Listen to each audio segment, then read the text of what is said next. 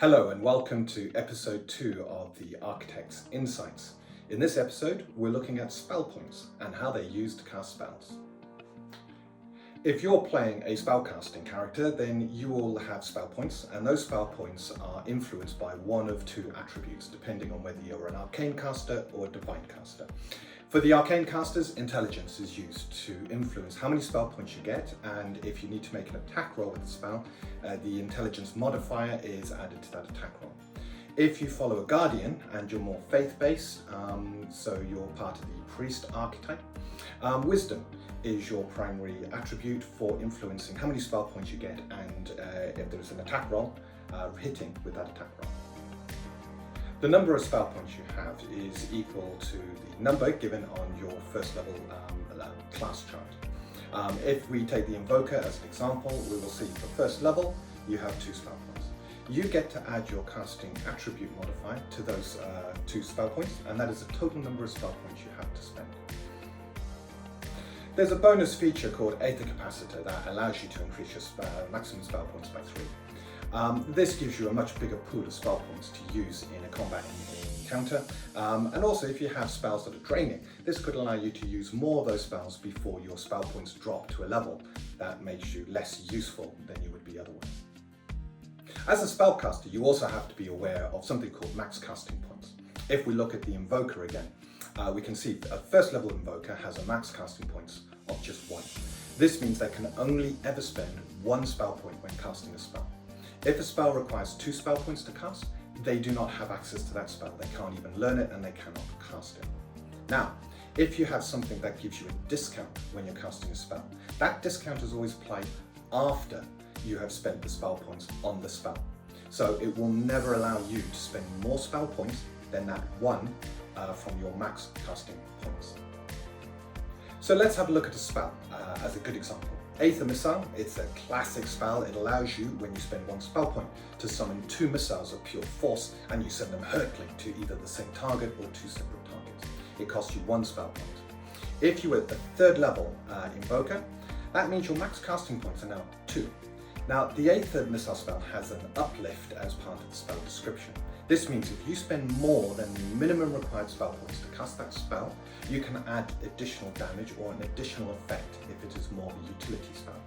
So if we have a look at Ather Missiles, I'm a 3rd level Invoker. I now spend 2 of my spell points casting that spell, and voila, 3 missiles appear and go hurtling to the targets. Let's have a look at a slightly higher level spell, Ather Lance. Ather Lance is a powerful spell. It can just blast through Aether barriers with ease. It requires 3 spell points to be cast, which means if I'm an Invoker, I have to be at least 6th level to be able to cast that spell. Because at 6th level, my max cast points is now equal to 3. When I get to 9th level, my max cast points is now equal to 4, and I can start to uplift Ather Lance if I want to, spending more spell points for a bigger, better effect. And our final example, let's have a look at a top level spell. This is called Elemental Malstrom. It is an amazing spell that can deal a ton of damage, requiring 7 spell points to be cast.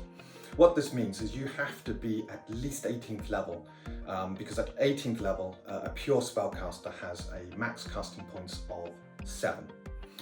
So you reach 18th level, you can learn Elemental Malstrom, and you can unleash a storm of destruction. There are also other spells that can be used as reactions. These still cost you your spell points. They can still be uplifted as normal, but they also cost stamina. And the reason they cost stamina is because they are a reaction-based spell. There are 2 spells that I will use as examples here. The first one is Deflect.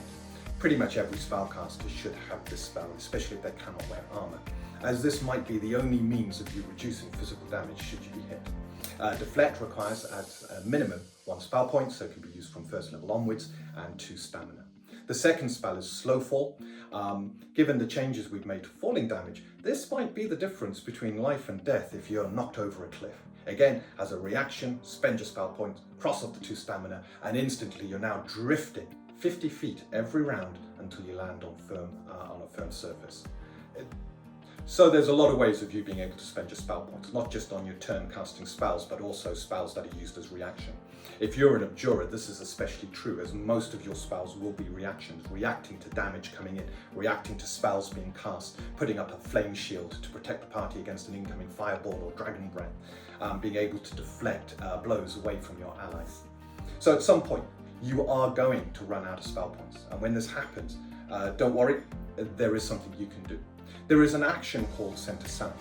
If you take that action on your turn, you recover 1 spell point. It might not seem like much, but it can make a big difference during that turn. If you have the bonus feature, this improved centering, that means whenever you take the Center South action, you actually recover 2 spell points.